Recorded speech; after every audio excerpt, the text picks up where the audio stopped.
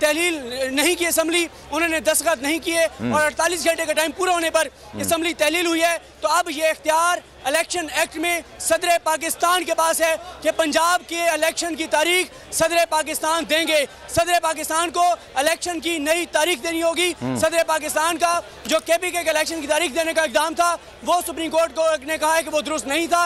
सदर जो है वो KPK के इंतखाबात की तारीख जो है वो नहीं दे सकते थे, क्योंकि KPK में गवर्नर ने दस्तखत किए हैं समरी पर, तो जो तारीख है वो गवर्नर को ही देनी है। साथ ही 2 जजेस ने इख्तिलाफ किया है, 3-2 से ये फैसला आया है। 2 जजेस ने इन पिटीशंस को नाकाबिले समाअत करार दे दिया है। जस्टिस मंसूर अली शाह और जस्टिस जमाल खान मंदोखेल ने इन दोनों पिटीशंस को, जो जितनी भी पिटीशन थी, इनको नाकाबिले समाअत करार दिया है और उन्होंने कहा है कि ये काबिले समाअत नहीं थी।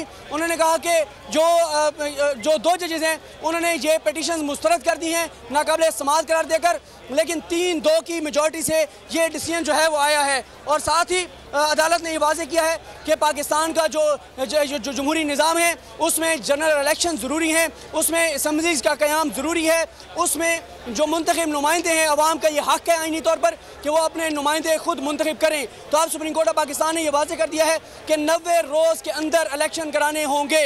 लेकिन इस हवाले से जो इलेक्शन कमीशन है वो अब मुशावरत करेगा सदर के साथ, तारीख सदर को देनी है और जितना पॉसिबल है जिस टाइम में उसमें जो है वो इलेक्शन कराए जाएंगे। इस हवाले से सुप्रीम कोर्ट ऑफ पाकिस्तान ने इलेक्शन कमीशन को कहा है कि वो मुशावरत के लिए तैयार रहें और साथ ही सुप्रीम कोर्ट ने पाबंद बना दिया है तमाम जो अथॉरिटीज़ हैं सुप्रीम कोर्ट ने उनको कि वो जो है वो पाबंद है इलेक्शन कमीशन को ओबे करने की, कि वो इलेक्शन कमीशन जो है वो इलेक्शन कमीशन के साथ मुआमलत करें, उनको ओबे करें इलेक्शन कराने के हवाले से। सुप्रीम कोर्ट पाकिस्तान ने जो 2 जजेस जिन्होंने इख्तिलाफ किया है वो ये कहते हैं कि सुप्रीम कोर्ट का जो आज खुद नोटिस है वो कबल अज़ वक्त है। वो ये कहते हैं कि लाहौर हाई कोर्ट और पेशावर हाई कोर्ट में मामला ज़ेर इल्तवा थे, लिहाजा सुप्रीम कोर्ट को ये मामला टेकअप नहीं करने चाहिए थे।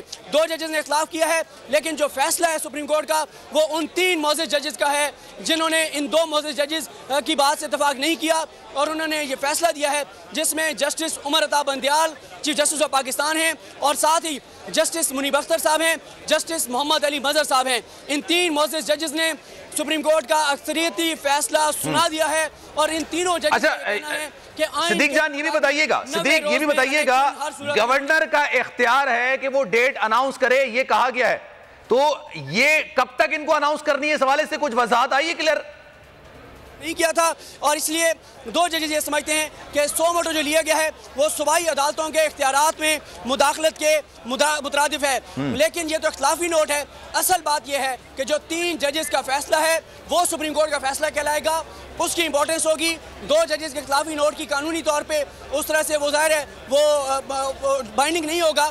असल जो बाइंडिंग होगा इलेक्शन कमीशन पर, तमाम इदारों पर, वो सुप्रीम कोर्ट का फैसला होगा। सुप्रीम कोर्ट का फैसला जो है वो 3 जजेस का है और उन 3 मोअज़्ज़ज़ जजेस का ये कहना है कि इलेक्शन 90 रोज़ में कराने होंगे। सुप्रीम कोर्ट ने वाज़ेह किया है कि जो इलेक्शन कमीशन ऑफ पाकिस्तान है वो मुशावरत के लिए तैयार रहे। इलेक्शन कमीशन को सदर अगर मुशावरत के लिए बुलाते हैं तो अकील साहब आ गए हैं, ये मुकम्मल फैसला सुन गए हैं। जी अकील साहब आप बताएं। जनाब अगर ये वीडियो आपको पसंद आई है तो लाइक पर क्लिक जरूर कीजिएगा।